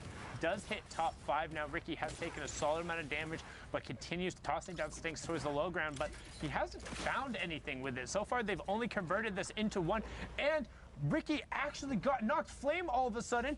Flame and Unique picked up 2 there, and they're into the top 3 with a 2v1v1. Joyce on the high ground. Dorothy isolated in front of him. They're going to try and pinch. RPG comes down, but Joyce commits himself, falling down after the RPG, taking 80+ damage. So now rifts himself up to the sky, but this is going to give Flame and Unique all of the pace, all of the pressure. Dorothy gets pushed down. Unique does get chipped out, so he needs to be careful. Joyce, recognizing this, knows he needs to go now before it's isolated, but there's the maximum deploy height. Might as well just be hanging out, clips his head, finally touches his feet, and gets blasted for it. Flame and Unique, we hopped on board with them. They had 2 elims. They converted into a 7 elim victory royale for 17 points, Pookie. Very well done coming out of those 2. And Jazzy made a little bit of a mistake there. He did miss that floor that was built out, but unfortunately for him, he didn't have much of a choice. He didn't have any mats left, so he had to rift. That was literally his only play. Fortunately, it didn't work out, but let's hop right into another game from the Asian servers. We are looking at the Trigger Boys again. They're sitting at 9 eliminations already this game. So, you know, let's kind of see if they're able to pull something off here. And again, one thing I highly recommend, if you have the ability to go back and watch these guys' VODs, because I know a lot of people, they like to talk about the zero ping wall takers and going somewhere else to play on. These are players playing from Southeast Asia, playing from Vietnam, being able to execute together, finding a strategy that works for them, team firing and coordinating. It was very impressive to watch. And there's honestly a couple of situations in the early and mid game where it felt like they really shouldn't have got out of, and they had really cool disengages. So highly recommend checking out these 2 players in particular if you want someone who might feel a little more accessible in terms of going over, and it's something that, like, hey, I can do this, because I know there's sometimes when I watch VODs of like Benji Fishy or Clicks or Dubs, and it's like, well, I'm never going to try that ever, so. Never say never, Sundown. Believe in yourself. Some of these kids, some of the guys going to the Fortnite World Cup final are infinitely better than I could ever hope to be mechanically, and honestly have shown why they are that good. Like, these guys are the best of the best and just do some mechanical stuff that hasn't been seen before. But that is not the only way to be successful in this game. There's plenty of paths in Fortnite Battle Royale to get there and to get to the top. Yeah, I mean, you can be mechanically amazing. You know, you can have smart rotations. That's what I love about the Battle Royale genre as a whole. There's just so many different working parts. And I feel as though, you know, there are some duos that do some things really great and others that do other things even better. So that's why it's always so exciting to me to be spectating duos and being able to be here and casting these games, just so that you can see how these duos work together, how they play to their strengths. They are going to be taking, that one gets me every time. I had to quickly look down into the inventory there to make sure he had the redeploy. I was like, what are you doing, Unique? Please. I still get a little bit of vertigo anytime. Even if I know they have it, it's just like I'm desperately afraid of heights. But we're into the top 10 now as Unique and Flame. Now you can see high utility. Again, 2-gun loadout, but using as much of the utility. And RRQ hero Kappa just gets ripped. 4-shot out from under him, and they catch him before he even hits the ground. Up to 91 points so far from Unique and Flame, and just so well done. Yeah, and you can see there, just, you know, they started shooting at the wall and then both immediately switched down to the floor. Smart plays coming out of them as always. Here we have Met. I'm going to take a stab at that name. I know that, thank goodness it's me casting here and not Zeke, because... he would have panicked and probably fell out of his chair. But now, Met taking shots from the high ground, looking down here, trying to find what he can. Gets GCBM, GGK with a perfectly placed rocket, and now he's going to look to punish that backside of the storm. That was the conversion over to the knock he'd already gotten, so nothing else to do in there. As Harukio trying to put shots out towards the rest of the lobby, they find Buddha Fishy. So Benji Fishy transcending regions now, all the way over in Asia. People trying to get that luck, but not going to be enough, because the SP duo currently running up on the high ground onto 7 elims, looking for number 8 with that rocket. Got to be careful when you edit. However, Harakiro goes down. Yeah, he just completely dropped down there. possibly to make it easier for his partner to possibly get him. But you know, it isn't going to matter because the zone is moving, so he is going to completely fall. Here we have the Trigger boys. Actually, my apologies. It's only Unique still alive in this match. He has used a Shadow Bomb to position himself perfectly for the next rotation. Is building up, kind of taking mid-ground at this point. There are only 7 players.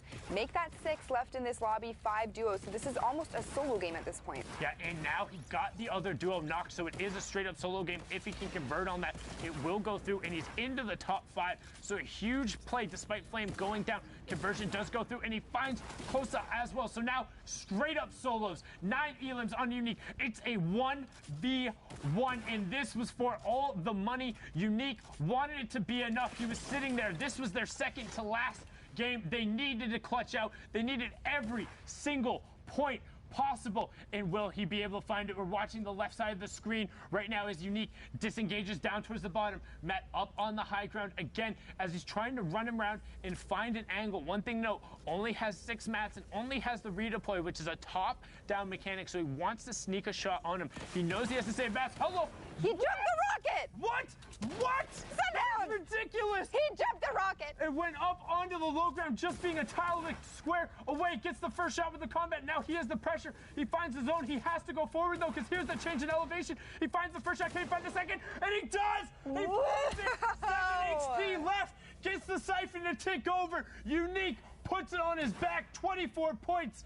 14 eliminations and the victory royale. Look at the fossil. Look at the plays. The Vietnamese duo doing it. They said, we don't need 0 ping. We don't need to take your walls. We'll do it with style. We'll do it with execution, and we'll do it with coordination. But now we're hopping over back into live games. This isn't stuff from last night or early this morning, depending on where you live. This is from Brazil. We're going all the way down to South America, and now on board with Nothing, No Name, and Clipnode. Clipnode, who actually grabbed the final solo qualification spot last week. Yeah, congratulations to him. We saw him absolutely playing out of his mind. He 100% deserves that because Clipnode is somebody who, when we first started this whole journey with World Cup, I really wasn't sure who he was, but we've seen him time and time again be extremely consistent just with utilizing, all of the things that he's learned so far. To see him qualify last week, sneak that in. But now he's here with Nothing, No Name, and they are certainly trying to make names for themselves today. Clipnode using that launch pad to rotate over. Tons of players left in this lobby, so things might get a little bit dicey for him. This terrain is going to be extremely difficult for these players to navigate. We see these 2 massive mountains in the middle here. The amount of high ground and materials they're going to need to come into play to make these rotations easy for everyone is going to be something to witness for sure. I hate endgames over here. I love them. I don't do particularly well in those circumstances. Oh, hello! Great edits coming out from Clipnode. Gets the heavy snipe on the box across. Catches the hot potato grenade midway through. Hello, there's another one. Can he get over in the box? Great re-edit as well. If he didn't close it, would have taken damage there. But this is what a World Cup qualifier looks like. The individual plays to get away from that. And man, the guy with the grenade launcher on the low ground is just pinging them into those windows. He's not missing a shot at all. I don't know if I would ever say that term with a grenade launcher. You're not missing shots, but you know, he was absolutely nailing those. Now, like you said, you don't like being over here, but this is what it's all about to me. Anybody can, not anybody, but it's much easier to be on very flat terrain, tunnel through. This is what I love to see. This brings out the actual skill sets of these players. It shows us, you know, how mechanically gifted they are, how much they've practiced, how much time they've put into doing scrims and doing arenas, and just showing us why they're here, why they're trying to qualify, and hopefully get those spots to New York. Yeah, and you do see that Storm Surge is on the right-hand side. What Storm Surge is if a certain number of players are alive and the lobby gets a little too active, the people who have been the most passive will be punished. But because we're down below 30 players, it's turned off and will no longer be active. We've now hit top 15 and we're into those first round of placement points. Now remember, top 15 is 3 points. If you're able to get in the top 10, it nets you an additional 2 for 5. Top 5 gets you 2 more, and then the Victory Royale is 3 for a total of 10. And generally, if you're qualifying for the World Cup, you're looking for a 50-50 split. You need high placements and you need high eliminations. The balanced approach is what gets you there. As you can see right now, Clipnote and Nothing No Name, 11 eliminations so far in closing in on top 10. And they get rifted up into the sky there. That definitely was not Clipnotes. I don't believe it was Nothing No Means either. That would have been a completely other player trying to get out of a little bit of a sticky situation there by using the rift. You can see No Name landing on the high ground, utilizing that community launch pad to pull himself back over to his teammate because they did get separated for a short moment there. Clipnote has actually used the launch pad as well, or was still up in the air, but it isn't going to matter. He goes down. Unfortunately, lands in the box of another player. Missed is missed, takes him out. Right, but Nothing No Name was directly underneath it and edited him down in between. He's going to try and stick this revive, and he does. He got it. Can they edit back over? They got the next box. He's on sub 30 HP, and he gets back in. He has 10 HP. Will they be able to find anything? Player behind. Clipnote goes back down. Can he find it? No. Gets picked up, but they got the top 10. So 12 elim points plus the 5 going through. 17-point performance from Clipnote and Nothing No Name, but they're not going to be a factor in the rest of the lobby. You have Solinho and Seko on the low ground. Matakuski and Ernie just above them with Falls and Ducky 1 tarp above. Solinho does have 1 more chug splash and could use it potentially, but wants to hold off. Waiting for top 5 for the next threshold as W Key Edit picks up Obi, and we get closer and closer. Lua gets ticked over, and now we have 7 duos remaining. Solinho just taking a little bit of a breather, swapping up on the mats while all the action happens above him. Esteban picks up Ducky, and we close in on the top 5. Trap arms and goes off above, but no elimination. Ticks over as the Soccer Skins continue to look. Poised Playmaker wants to make a play, but they also want top 5, constantly checking their sides, realizing they're okay right now. And I mean, man, they're running low on mats. They are running low on mats, but they do own all of this. So hopefully, you know, they're going to be able to utilize that to their advantage. Edit down just like that. He takes out Expert. You know, that is the advantage of having all of those builds to yourself. You completely dominate the mid and low ground with edits when you have that. Ernie going down, falling to Soul. Soul gets another shot, 98 with a combat shotgun. It isn't going to be enough. Can his teammate follow out? Seago's out in the storm, but does come back in. Seago's sitting on very little HP, about 50 effective HP to his name right now, and they have to play low ground right now because they don't have a choice. It's a 2v2. You have MST and his partner Esteban in the top right. Seko in the bottom right with Solinho. Everything else on the Y. Solinho looking for the angle. Player drops out into the side. This MAST going for it, but Seko gets the first knock. The flint knock is off into the sky. The fall damage hello. Can he catch himself and get back into the zone? Will it be enough? Solinho's tracking him, and no, it's not enough. Solinho picks up the double, throws a nice little pumpernickel, then into the iconic break it down. Let him know. Throw a hootenanny in there as well, and a great finish. And also, Pookie, I got to give you a shout out right there. The way you called just the edit down and the fact how he was looking for it and then it happened immediately after. In my head, I'm like, man, they're burning so many of their builds. Like, this seems like a waste, but just spot on with that right there. So hats off to you. Nice little clap. Well done. Thank you. Don't let my ego get too big, Sundown, you know, or I'm not going to be able to fit through the door later. I live with Zeke. I'm an expert at knocking people down a peg. Perfect. Can't wait for this game for you to say something to just completely catch me off guard. But King and Zone, they hit that snipe. You guys know how much I love seeing those heavy snipe shots. They're my absolute favorite. This is what I have come here to see today.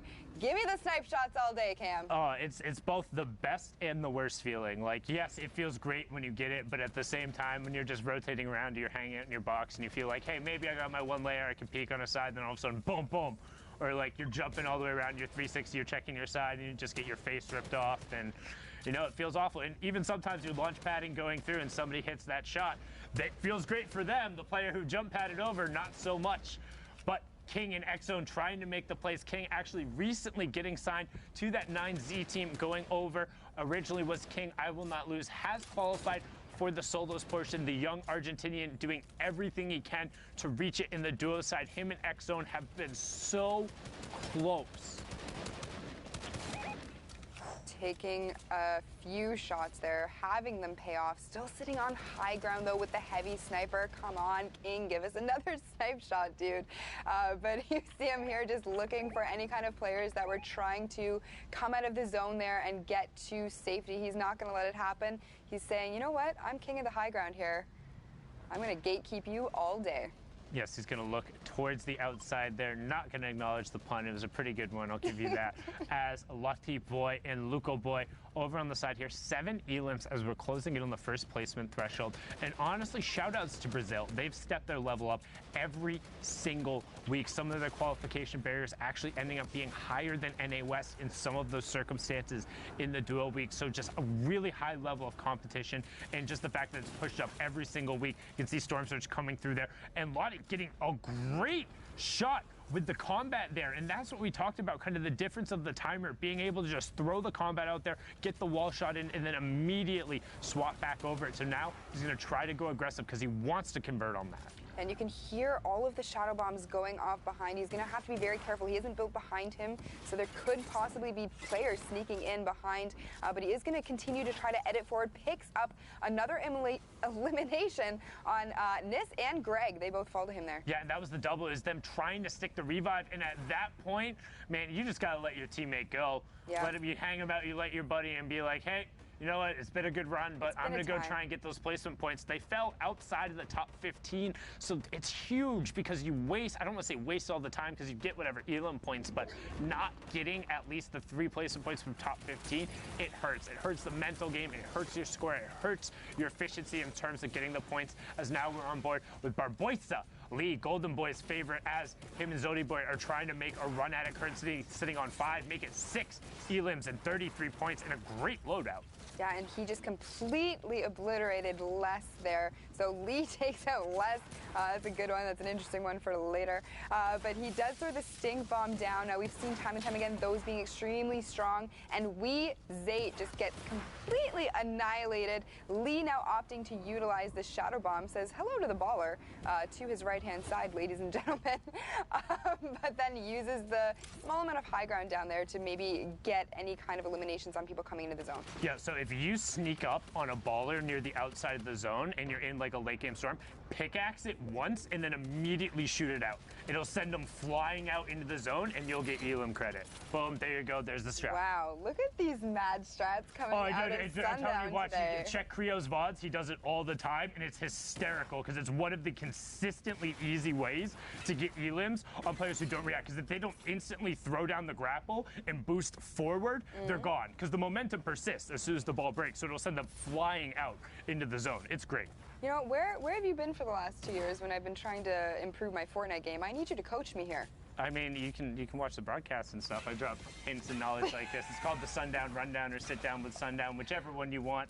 Maybe someday I'll get the leeway to do my super serious serial Sunday with Sundown, but that is a lot of alliteration Oh, there. trust me, it's Fortnite. It's all alliterative. But we're getting closer now to that top 5. 11 elims so far from King and X-Own. X-Own saying, I will not lose. I want to be on that stage with my buddy King, and King being one of those young prodigies out of the SA region, along with Nyx, doing everything they can from this low ground. How well can they execute and get around the side? Lottie Boy picks up Gozer there and continues his run forward, knowing it'll be ticked over, but King trades him right back, just inside, or just outside the top 5. You can see him wall off the player and want to stick with the zone as it's running out.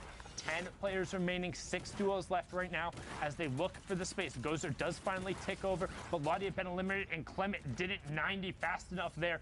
Couldn't cover himself. 13th elim. King has 11 of them as him and X-Zone are working down on the tarp, but Barboisa is trying to do everything he can as he frags himself into the top 5, picking up a double. You have Bravo in your top right and King in the bottom right as he gets another one on Tade. They're the only duo left in the bottom right. Barboisa gets Franz. Will he tick over? No, Bravo takes it up, and we have a 2v1 with double campfires on the low ground. Heavy snipers as well. Knock Bravo down. This is one of the top duos. This is a team to keep an eye on. King and X-Zone, 43 points with the victory royale. 25 from that match, Pookie? Yeah, coming out with 15 eliminations between the two of them. Now, you've said it so many times, you know, getting the placement and getting the eliminations are so important in these games to make sure that you are hitting top of the leaderboard every single week. And we just saw a perfect example of it coming out from those guys right there. Congratulations to them. We can see here for the Brazil games, we only have about 40 minutes remaining. So these games are going to be some of the last ones for these guys, depending on how long they are able to survive. Each match going approximately 20 minutes. So you need to plan your time accordingly and make sure that you are getting the most out of these games, because time and time again, we've seen it come down to just a few points. So every point matters. I mean, we've seen it very frequently coming down to less than a few points. Like we've gone, I think we've gone 2 tiebreakers deep at some point. I think the most we've had to go on is 3 once. I might have to double check that. I know Creo went 2 deep on his when he ended up advancing. But one thing I do want to talk about is kind of the mentality about playing for late. It's something that you've heard all the time in the Fortnite community, but a lot of people don't really understand. Like, there's a big proponent around the idea of W keying or playing aggressive, and taking early aggressive fights when you can gun race and you know you have an advantage. For instance, if you pick up a combat early, or if you pick up a legendary AR at range, or even a green AR before somebody is able to get set and really get a ton of mats, you can pressure somebody and you can go full send and you can go aggro and you can create an advantage for yourself. But in the general run of the game, taking an even fight against players who are roughly as skilled as you or even slightly less, they're going to be able to chip you out.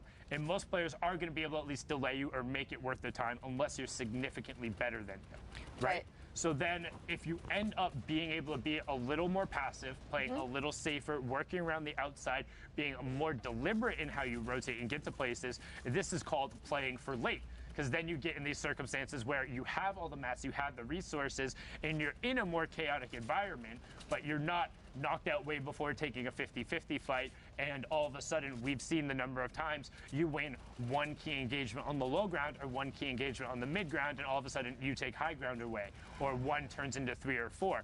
But you don't get those opportunities if you don't make it to late game. Exactly. I could not have said that better myself. You know, the thing is too, is early game, you never know what the other player is going to have that you're going up against. You know, you might feel that you're sitting pretty and you've got a great loader. You're like, you know what, I got this combat shotgun, I'm just going to rush. The other guy could be sitting there with an RPG. You haven't shielded up. You're back to the lobby, Sundown. So, you know, not knowing what the other players have is always, you know, that component of the game that can really actually help or hurt you.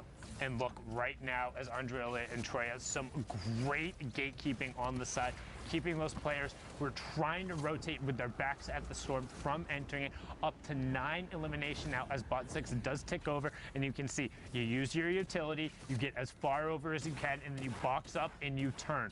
The combats and the ARs being the primary benefactors right now from what we've seen today in the meta, and then going triple utility out of there. Andrea not getting the chip there, unfortunately, got a ton of damage, but no elim credit, is going to pick up all of those resources and tops off with a lot of wood and metal. Yeah, and we have seen time and time again today, you know, just with how many utility items players are carrying, because the utility items in this game right now are so strong. We did just hit the top 15 threshold. A couple more teams go down so quickly Sunday. We're about to hit that top 10. Yeah, and honestly, like, I'm a huge fan right now of the 9.30 loot pool. Just seeing more utility and more shields being opened up for players has kind of enabled them. And then with the adjustments, we've seen players rocking multiple gun loadouts, but we've also seen players going straight for the utility phase. The Chug Splash is offering a lot there, but some nades coming out, trying to get the chip in. They snuck one in, but good coverage as we now hit the top 10, so 5 placement points for everyone in here. So far, this is a 16-point game for Andrea and Troya.